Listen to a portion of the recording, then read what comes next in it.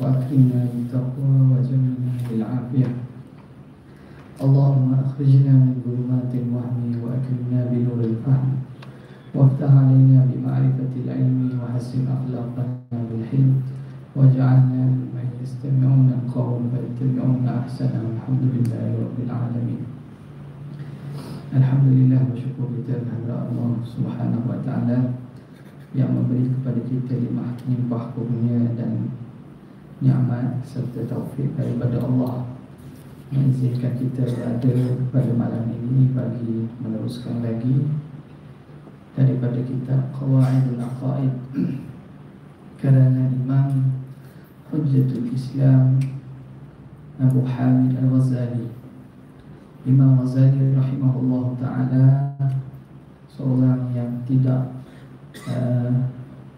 perlu diperkenalkan lagi bahawa beliau diiktiraf oleh segenap umat dan juga golongan puak-puak dalam Islam ini sebagai seorang yang ahli dan juga imam dalam bidang sama ada syariah ataupun dalam bidang usul ataupun dalam bidang akidah dan juga tasawuf.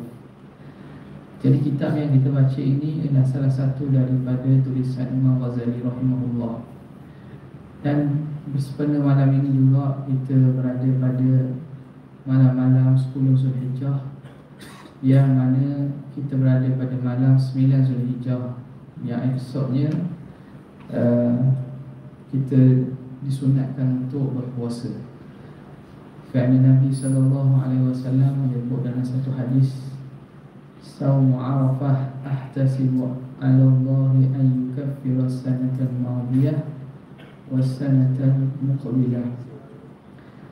Puasa 9 Zulhijjah, yakni puasa pada hari Arafah itu, aku mengharap bahawa akan diampunkan, Allah Ta'ala akan ampunkan dosa tahun sebelum ni dan tahun akan datang. Jadi ini satu peluang yang mana datang setahun sekali.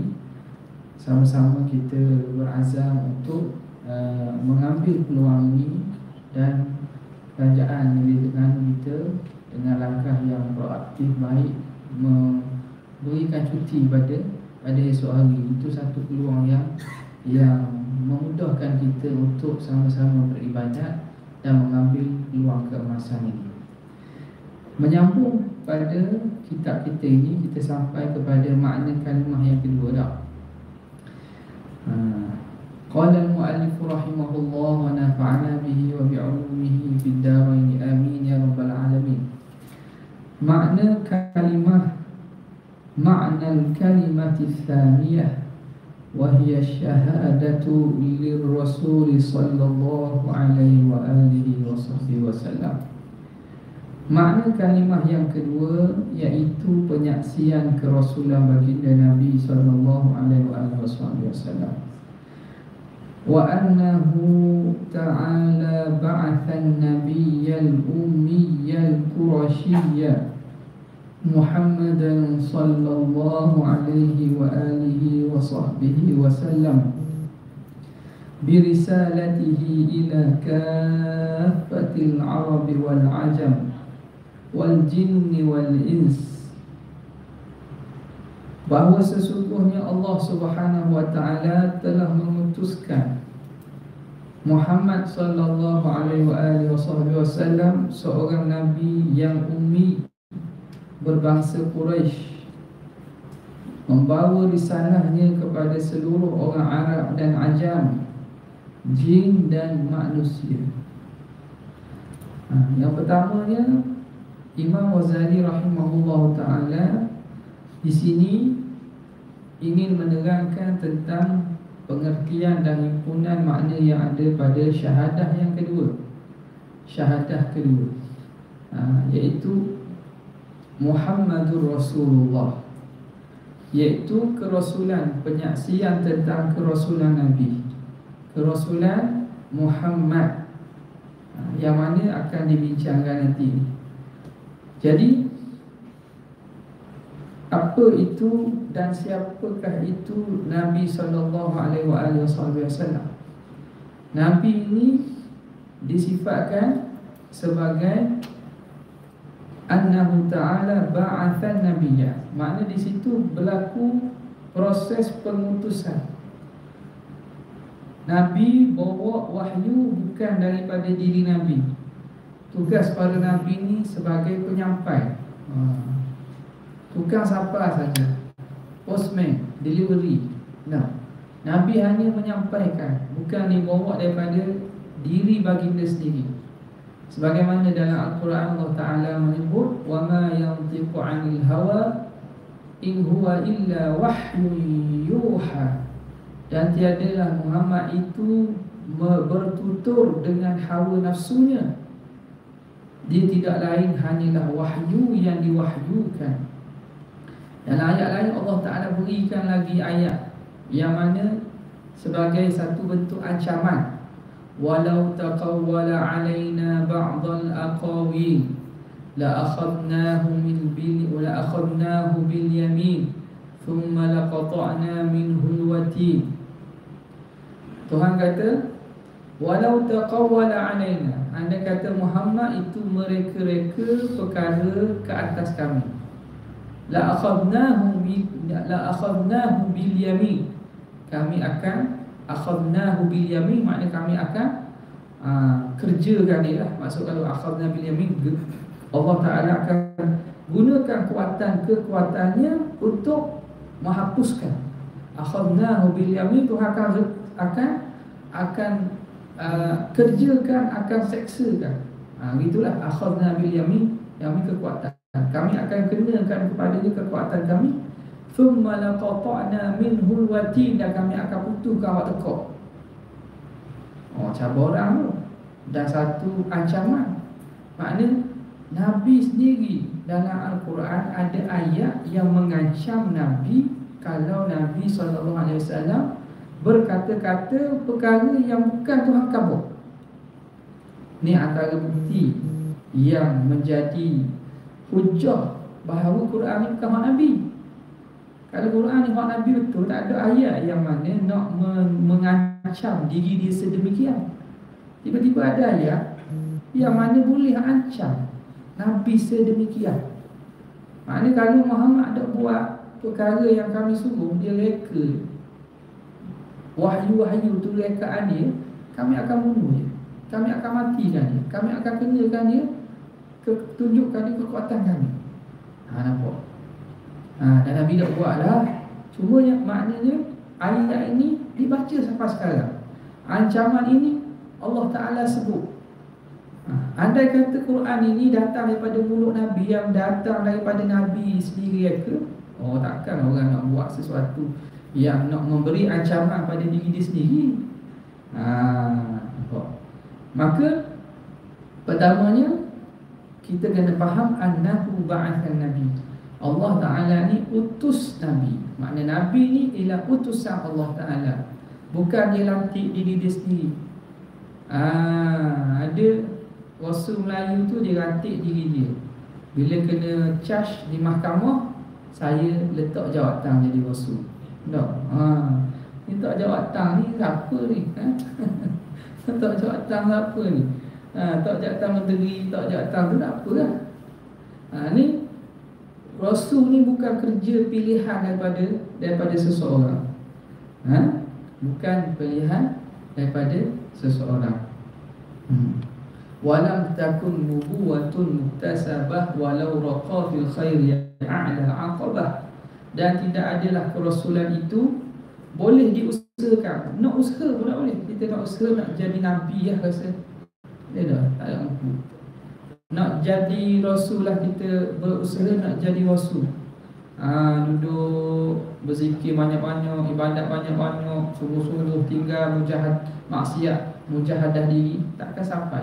Walau raqa fil khairi a'la aqabah, walaupun seorang itu mendaki ketinggian dalam kehambaan setinggi-tinggi darjat, takkan sampai, kerana kerasulan ni istifa, pilihan. Satu, An-Nabiyyah, Nabi daripada An-Naba, berita. Maka Nabi ni apa keistimewaan dia? Dia bawa berita. Berita mana? Berita daripada langit. berita daripada Tuhan. Al-Ummiyah, Nabi yang ummi. Ummi ini ialah al-mansub ilal nisbah kepada ibu-ibu. Ummi ini nisbah kepada ibu, nisbah kepada mak. Bila kata orang itu orang ummi, makna orang yang makna terjemahan, kalau sekarang ni terjemahan mudahnya, ummi ni makna buta huruf lah. Illiterate, buta huruf, tak membaca dan tidak menulis. Kenapa dinamakan orang yang tak membaca dan tak menulis ni sebagai ummi? Nisbah kepada ibu. Kenapa? Seakan-akan orang yang ummi ni dia berada sifatnya seperti mana anak yang dilahirkan oleh ibunya, baru lahir, baca tak boleh, menulis pun tak boleh. Jadi nisbah kepada seumpama anak yang keluar daripada perut ibu, dia tidak tahu membaca dan tidak tahu menulis. Tetapi sifat ummi ini pada Nabi ini bukan kekurangan. Pada diri umat kekurangan. Kalau di sisi umat Nabi kita ni, kalau orang tu tak boleh baca, tak boleh menulis, lazim daripadanya itu jahil. Lazim daripadanya itu orang yang tak cerdik. Kalau tak boleh baca, tak boleh menulis ni kerana ilmu banyaknya datang daripada pembacaan. Jadi tak boleh baca, macam mana dia nak dapatkan ilmu? Tetapi sifat ummi pada diri Nabi ini bukan sifat kekurangan. Sebab apa? Sebab ilmu yang boleh oleh Nabi ini bukan daripada bentuk pembacaan, tapi daripada bentuk langsung daripada Allah, wahyu dan laduni. Wahyu daripada Allah dan laduni daripada Allah. Sebab itu Nabi walaupun dia tidak membaca dan tidak menulis, dialah orang paling bijak. Dia yang orang paling genius. Dialah orang paling tajam akal dan pemikirannya. Kita akan dapati kalau kita hayati sirah dan perjalanan Nabi, bagaimana cerita-cerita Nabi dalam peperangan, bagaimana cerita Nabi mengurus umat dia, kita nampak yang mana kita tak sangka rupanya cerdik sungguh kalau kita tak boleh mikir dia tu. Bagaimana Nabi urus ke masalah dalam masyarakat Madinah tu, sehingga dia boleh didik satu golongan yang menjadi sebaik-baik umat. Kuntum khaira ummah, sesungguhnya kamu adalah sebaik-baik umat, yang mana Tuhan tujukan kepada sahabat Nabi SAW. Jadi ummi nisbah kepada ibu, kerana orang yang tidak membaca, tidak menulis seakan-akan baru keluar daripada ibunya. Jadi ummi pada diri Nabi ni kita ingat bukan satu kekurangan, bahkan kelebihan dan mukjizat. Kafaka bil ilmi fil ummi mu'jizatan fil jahiliyati wat ta'dibi fil yutumi. Kafaka bil ilmi fil ummi mu'jizatan, memadai kepada kamu pada diri Nabi yang ummi itu sebagai mukjizat. Fil jahiliyati wat ta'dibi fil yutmi, dalam keadaan jahiliyah masyarakatnya, dan dia dididik dalam keadaan yatim dia. Siapa didik dia? Allah Ta'ala sendiri didik Nabi. Adabani Rabbi fa ahsana ta'dibi. Allah sendiri yang mendidik aku, dan dialah sebaik-baik pendidik. Ada Nabi belajar dengan siapa-siapa secara formal? Tak ada. Belajar ilmu-ilmu daripada ahli kitab? Tak ada. Bahkan apa yang dibawa dan diberitahu oleh Nabi, tidak ada orang tahu kecuali orang ahli kitab yang betul-betul menekuni ilmu kitab, kitab Taurat dan kitab Injil. Tapi Nabi tak ada belajar. Nabi pergi ke Syam, dalam perjalanan Nabi tidak ada lama berduduk dengan berjumpa dengan Bahira, rahib di Busra. Itu bukan lama. Bukan makna Nabi belajar situ, tidak. Dengan Waraqah bin Nawfal pun Nabi tidak sempat lama, dia mati awal. Sepupu kepada Sayyidatina Khadijah. Maka semua ini menunjukkan bahawa ilmu yang ada ni sebagai mukjizat kepada Nabi. Ummi pada diri Nabi itu mukjizat. Kafaka bil ilmi fil ummi mu'jizatan. Cukuplah kamu ummi pada diri Nabi itu menjadi mukjizat. Tapi kalau umat ini orang itu tak baca tak menulis, itu sifat kekurangan. Pada diri Nabi tidak. Jadi di sini tak boleh kita nak buat perbandingan. Orang tu baca dak erti, nulis dak erti. Mu ni dak pandai sungguh baca. So masuk kelas tak mu. Dia kata Nabi pun dak erti baca, haram. Walaupun Nabi memang ummi, tapi haram dia menyandarkan sesuatu kepada Nabi atas dasar nak selamat diri dia. Ni banyak ni. Jadi esok lusa nak raya lah. Nak raya, lepas tu nak raya juga kali ni. Waktu nak pilih dah raya. Situ kena hati-hatilah orang nak ceramah naik petah ke apa.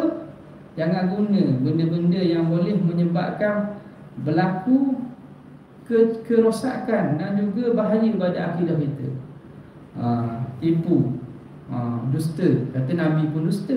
Tengok, dia sabit gitu. Dia sabit ke Nabi. Dia buat salah, tapi nak kata buat salah dia tu tak apa kerana Nabi buat, tak boleh.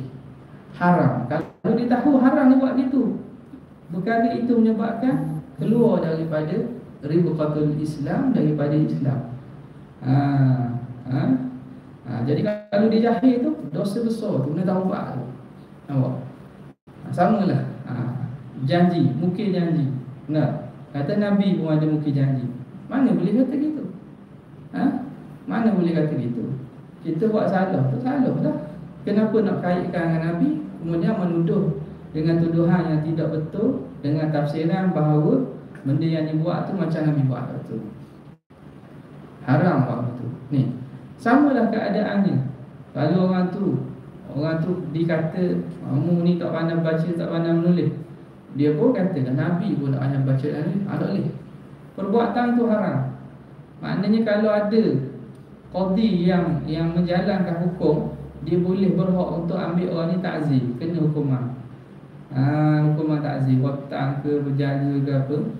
Sebab orang ni telah meletakkan darjat kenabian pada satu kedudukan yang dinisbahkan kekurangan kepadanya. Itu penting, kita kena akidah ni kena mengaji betul. Dia tahu di mana hak kita boleh gurau. Atas jalan-jalan gurau pun sekali. Jangan gurau pun nak boleh juga. Atas jalan bergurau-gurau pun banyak benda lain nak gurau. Gurau lah benda lain. Jangan gurau benda-benda yang boleh membahayakan akidah. Lagi apa lagi sifat ini? Quraisy. Daripada bangsa Quraisy. Quraisy ni siapa Quraisy ni? Nabi siapa? Rasulullah SAW. Ini kena, sepatutnya kita kena kenal nasab Nabi ni. Muhammad bin Ibni Abdillah, Muhammad ibni Abdillah ibni Abdul Muttalib ibni Hashim ibni Abdi Manaf ibni Qusay ibni Kilab ibni Murrah ibni Ka'ab ibni Lu'ay ibni Ghalib ibni Fihr. Fihrin inilah yang dinisbahkan panggil Quraisy. Quraisy ini ialah Fihrin ibnu Malik. Fihrin itu ialah Quraisy. Bangsa Quraisy itu ialah anak keturunan daripada Fihri. Fihri bin Malik bin Nadr bin Kinana ibn Kinana bin Khuzaimah bin Mudrikah bin Ilyas ibn Mudar ibn Nizar ibn Ma'di ibn Adnan. Jadi sampai nasab Nabi ni kepada Adnan. Daripada Adnan tu banyak tu. Cuma ahli-ahli nasab khilaf. Sebab ada nasab daripada Adnan sampai ke Ismail tu confirm Adnan ini anak cucu Ismail. Tetapi dalam tu ada khilaf, ada kata nama ni tu lah. Jadi buat sepakatnya ialah nasab Nabi daripada ayah baginda Abdullah sampai kepada Adnan. Ni kalau orang mengaji Barzanji. Barzanji. Bacaan rawi nombor 2. Wa ba'du fa aqulu huwa sayyiduna Muhammad bin Abdillah bin Abdul Muttalib ibn Hashim ibn Abdul Muttalib wasmuhu Syaibatul Hamdi humidat khisaluhu saniyah. Dalam Barzanji rawi nombor 2 tu sebut. Ada. Sebut habis tu. Siap sebut siapa nama. Datuk Nabi Abdul Muttalib, bukan nama sebenar gelaran dia. Nama dia Syaibatul Hamdi.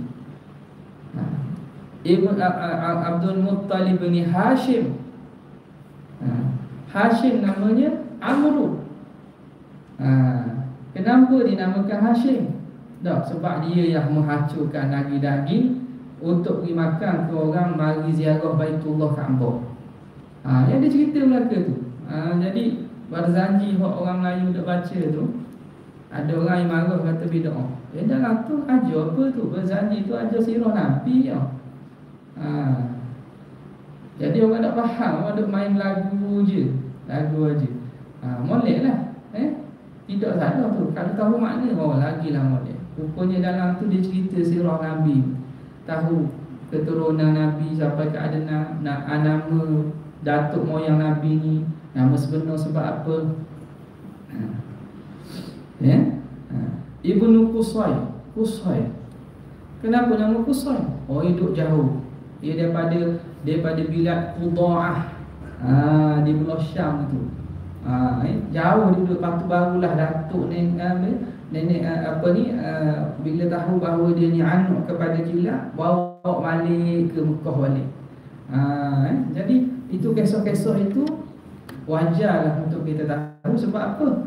Dia menceritakan tentang manusia yang paling banyak jasa kepada kita, iaitu baginda Nabi SAW. Quraisy. Siapa nama dia? Ialah Muhammadan sallallahu alaihi wa alihi wasallam. Jadi nama Nabi Muhammad mufa'al, maknanya yang sangat dipuji. Yang sangat dipuji. Diutuskan bi risalatihi, dengan risalahnya.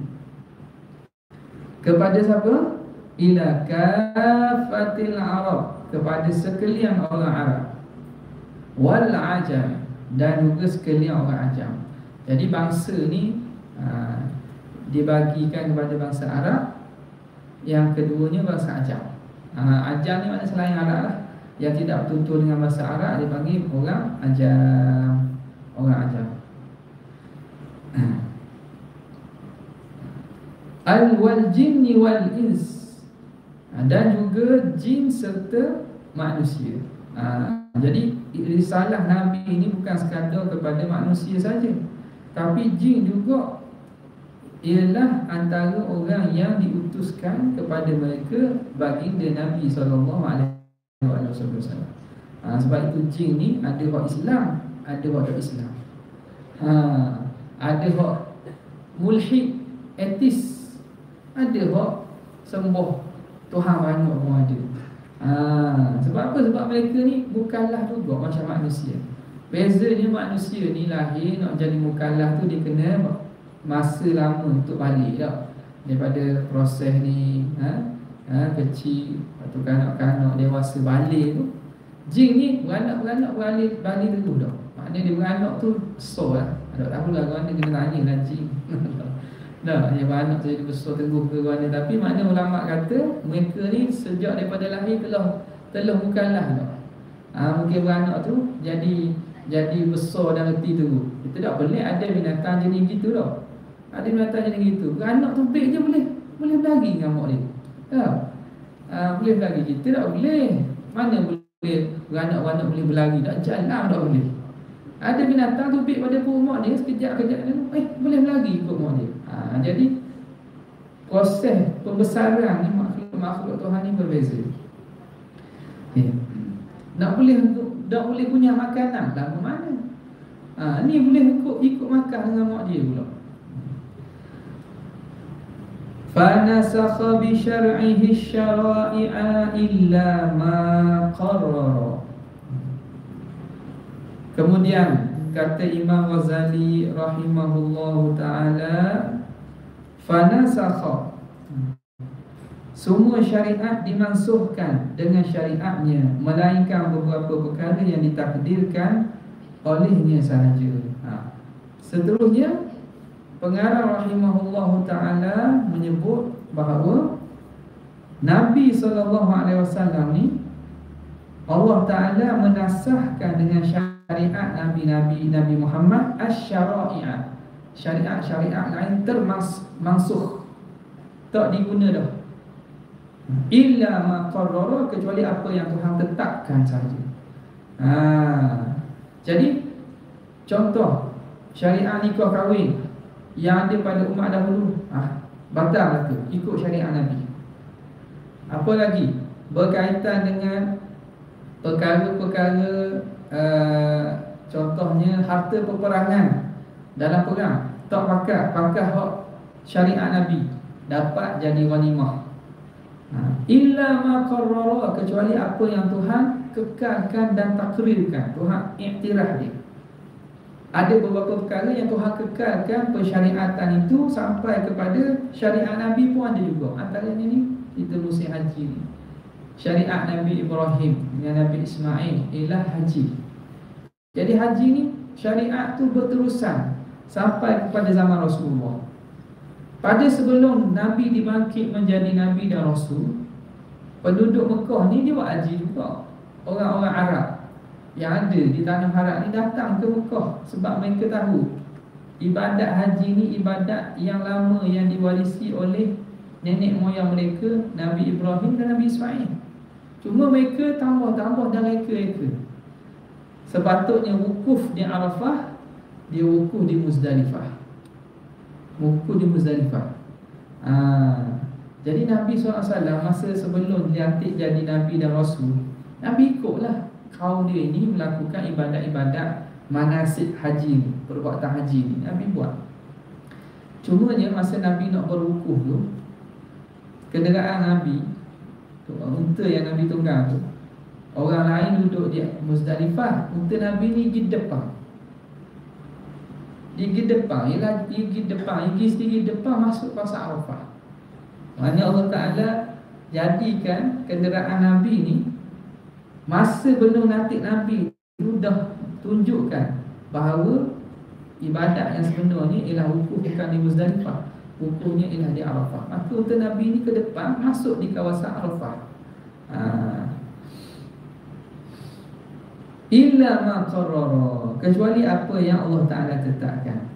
Wa fadluhu ala sa'iril anbiya'i, wa faddalahu, macam gitu wa faddalahu ala sa'iril anbiya'i wa ja'alahu sayyidal bashari. Allah Subhanahu wa Ta'ala melebihkan baginda Nabi sallallahu alaihi wasallam daripada sekalian nabi-nabi alaihi salatu wassalam, dan menjadikannya penghulu kepada sekalian manusia. Jadi Rasulullah ini, apa lagi yang perlu kita iktikadkan? Allah Ta'ala muliakan Nabi ini melebihi daripada para Nabi lain. Faddalahu ala sa'iril anbiya. Hak ni memang maklum dan i'tiqad ahli sunnah wal jamaah bahawa makhluk yang paling mulia, Nabi yang paling mulia, Rasul yang paling mulia ialah Nabi SAW. Ini tak ada yang mengingkari. Orang ingkar ni makna orang ni telah keluar daripada aliran ahli sunnah wal jamaah ni. Nabi sebaik-baik makhluk, bahkan lebih mulia daripada syurga dan isinya, bahkan lebih mulia daripada arash. Kemuliaan itu sebagaimana disebut oleh Qadhi Iyad dalam kitab Asy-Syifa-nya, menukilkan daripada kalam para ulama-ulama salaf, lebih mulia daripada arash Allah Ta'ala ni. Arash Allah Ta'ala ni agung ni, kiranya makhluk yang paling besar yang menutupi alam ini ialah arash Allah. Rasulullah SAW lebih mulia daripada arash Allah Ta'ala. Sebab apa? Sebab dia sebaik-baik makhluk kan? Sebaik-baik makhluk. Maka makhluk ni termasuklah arah Allah Subhanahu wa ta'ala. Dan tempat yang paling mulia ialah tanah yang mengandungi jasad Nabi. Tanah tu. Tanah yang mengandungi jasad Nabi itu lebih mulia, hatta daripada Kaabah, hatta daripada Arash sekalipun. Ya. Wa ja'alahu sayyidal bashar, dan Allah Ta'ala jadikan Rasulullah ini sayyidal bashar, penghulu kepada sekalian manusia, anak Adam. Penghulu. Sayyid ni penghulu, penghulu, tuan. Jadi Nabi ni boleh pakai sayyid tak? Boleh sangat lah. Tak? Boleh sangat. Tak ada isu lah kalau nak panggil Nabi Sayyidina Muhammad, tak ada masalah. Dalam tahiyat sekalipun. Dalam tahiyat sekalipun. Walaupun datang hadis dalam lafaz bacaan tahiyat akhir tu tak ada pun Sayyidina. Memang tak ada lah, sebab lafaz itu diambil Nabi aja. Tapi kita sebagai beradab dengan Rasulullah, kita sebut Sayyidina itu salah satu daripada penghormatan kita kepada Rasulullah. Dan tidak salah. Tidak salah. Nabi sendiri pun membangsakan dirinya, ana sayyidu waladi Adam wa la fakhar. Akulah penghulu sekalian anak Adam. Dan bukan tujuan untuk bermegah, tapi tujuannya memberitahu apa yang Tuhan suruh beritahu dan memberitahu hakikat sebenar. Wa mana'a sihhatal imani bi syahadati tauhid wa hiya qawlu la ilaha illallah ma lam yaqtarin biha syahadatur rasul. Dan kata muallif rahimahullahu ta'ala, Allah menghalang sah iman dari syahadah tauhid, iaitu kalimah la ilaha illallah, selama mana tidak disertai dengan penyaksian terhadap kerasulan baginda, iaitu kalimah Muhammadur Rasulullah. Ini juga hebatnya syahadah kedua ini, di mana keimanan orang tu tidak sah selama mana dia tidak bersyahadah dengan syahadah kedua. Mana'a sihhatal iman. Apa yang menghalang itu? Ke malam taftari, selama mana tidak menyertai seseorang dengan syahadah la Muhammadur Rasulullah. Jadi orang tu dia percaya Tuhan tu satu aja, la ilaha illallah, la ilaha illallah saja, dia tak percaya Muhammadur Rasulullah. Maka orang ni sebenarnya tak sah iman ni. Bukan maknanya tak boleh kita sebut la ilaha illallah saja. Dia faham orang dah beriman dah, dia nak sebut, nak zikir la ilaha illallah, nak bertahlil la ilaha illallah, boleh, tak ada masalah. Yang tak bolehnya maknanya dia hanya mengaku percaya Tuhan saja, Allah Tuhan yang satu, tetapi dia tidak beriman dengan kerasulan Nabi Muhammad SAW. Ataupun dia kata Nabi Muhammad ini hanya Nabi kepada orang Arab saja. Itu tak boleh juga. Sebab itu dia sebut tadi, Rasul bagi Al-Arab wal-Ajam, orang Arab dan orang Ajam. Jadi ajaran sesat yang kata Nabi Muhammad ni hanya kepada orang Arab, ataupun kefahaman sebahagian daripada orang Tarikh Barat kata Muhammad ni ialah di kalangan orang Arab saja, sebab mereka saja yang faham kalam Nabi Muhammad. Maka umat-umat lain ada utusan Allah dengan bahasa mereka. Ni dia betul ni. Jadi ada Nabi orang Melayu, ada Nabi orang putih, ada Nabi orang Afrika, ada Nabi orang Thailand.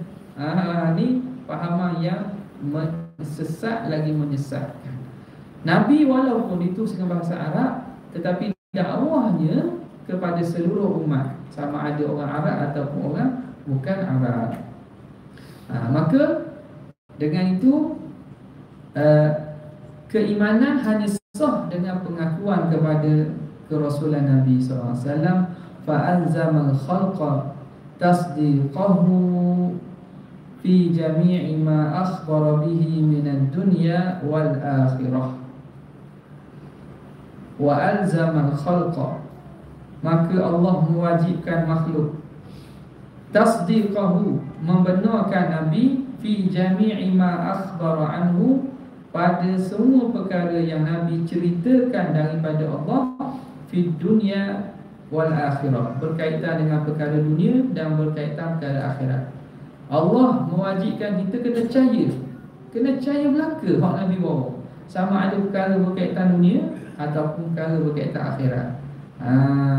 Tak boleh maknanya kita nak percaya separuh, tak percaya separuh. Nak percaya akhirat saja, hak dunia tak percaya, tak boleh juga. Akhirat kita percayalah, hak dunia ni kita rasa dah sedap, tak nak percaya dah. Tak pun nak percaya. Nak percaya diri kita, tak boleh. Apa yang berkaitan dengan dunia dan akhirat percaya. Okey, cumanya kena tengok apa yang diberitahu Nabi, adakah atas jalan wahyu ataupun atas jalan ijtihad dan pandangan Nabi. Ni ulama usul, dia lihat perkataan Nabi ni, tengok adakah Nabi bercakap atas dasar dia utusan Allah, bawa berita wahyu. Ada kadang-kadang Nabi bercakap atas dasar dia itu ketua negara, urus takbir. Urus takbir ni kadang-kadang ada sahabat tak setuju, dia beri pandangan dia, Nabi terima. Betul pandangan kamu. Banyak dalam peristiwa perang kita dengar kan, sahabat Nabi beri pandangan, Nabi terima. Sebab apa? Nabi beri dah pandangan, tapi sahabat kata, ya Rasulullah, hadza laisa bimakan, ini bukan tempatnya. Kalau kita nak duduk sini, nak perang, nak bukan sini, kita kena ke depan lagi tu. Nak perang badan ni, tak boleh duduk sini, kita kena ke depan lagi. Biar telaga kita hak kita belaka. Jadi sahabat ni beri pandangan. Ini sebab apa? Sebab Nabi bercakap atas dasar dia seorang manusia yang mengurus masyarakat, mengurus orang. Ada yang kadang Nabi bercakap atas dasar Nabi ni seorang manusia yang ada pengalaman hidup. Maknanya kalau sakit buat gini, kalau rasa sakit perut ke, sakit ni pakai ni. Maknanya pengalaman Nabi, dengan sebab dia bercampur dengan orang ramai, dia tahu obat ni untuk ni. Ini dasar ni kita tak wajib terima. Sebab apa? Sebab ia bukan bentuk wahyu. Cuma kadang sebagai irsyad sajalah, sebagai panduan.